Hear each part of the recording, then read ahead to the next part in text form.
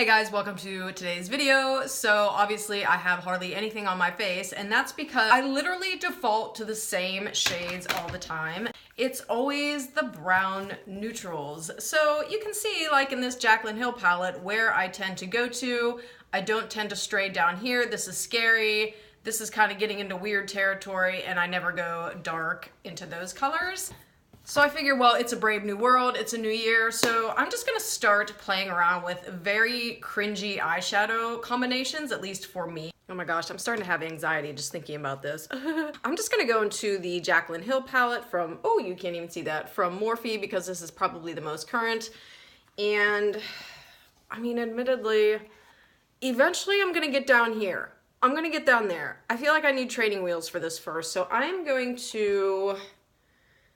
let's concentrate on some like oranges. I'm gonna get a little crazy too. I guess I'll throw in some rust colors just to make it interesting. Okay, just to use a transition shade, I'm gonna use this light tan color here and just go into the crease to warm it up.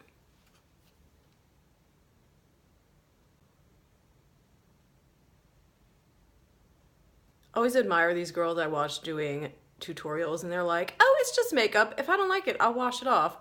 Yeah, right. I cannot think that way. Okay, I'm gonna go into this orangey color right here. It's like a nice deep orange, a little bit of rust, and this is with my MAC 217. And I'm just gonna start at the end of the crease. Oh my gosh, that's so pigmented. When you find yourself in a situation like this, don't panic, don't panic. Just keep concentrating that color in the crease because that's where you want the most depth anyway. And then just lightly start bringing it towards your inner corner. Now that is a lot of pigment, so I actually am gonna go back into another one of my Morphe palettes just because I wanna grab a super neutral shade like this one right here. Back on a fluffy brush, this is from It Cosmetics, and I'm just going to blend that out to tone it down a little bit. I'm gonna go into this, where is it? This color here, it's like a super, it's like a red mahogany color. And all I'm gonna do is dip the tip of my 217 back in there, and I'm gonna apply it to the crease, the outer crease, just to give it a little bit more depth.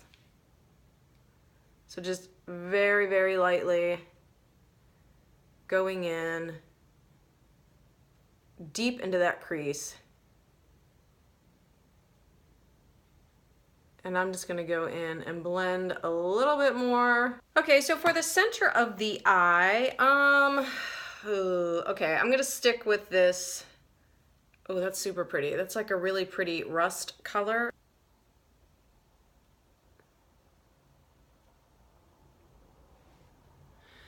Okay, so here's what I don't like. Like, to me, this is just becoming like way too muddy. There's not enough definition of color in between shades. So I'm gonna go with a lighter color just to lighten that up. So I'm gonna go into this shade here. This is like a nice golden color, and I'm just gonna pat that on over what I already did just to try to lighten it up a little bit, which it's not doing. It's actually making it darker. All right, let's just go back into like a traditional gold like this right here. That should lighten it up.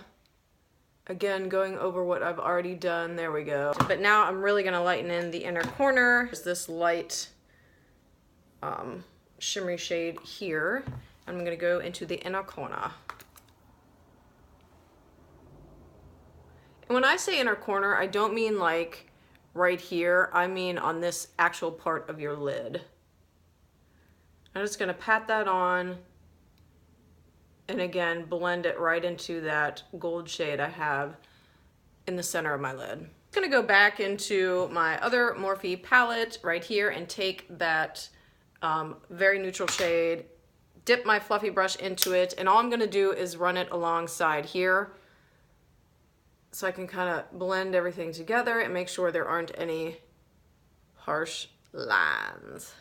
This is the completed look. So because my eyes were very bold, at least for me, I went with just a very neutral cheek, neutral lip with just a brown undertone. And I did go back in and I lined right here with that orange color, and then I took that shimmering gold kind of into my inner corner. Some of you are probably thinking, what's so crazy about that? But for me, going with oranges and rust, that's just crazy. So let me know in the comments below what color combinations you'd like to see me do next, whether it's greens, purples, blues, even blacks. I never, ever, ever have dipped into any of the black shadows in any of my palettes, so that could be interesting. But thank you so much for watching, and I'll see you in the next one. Bye!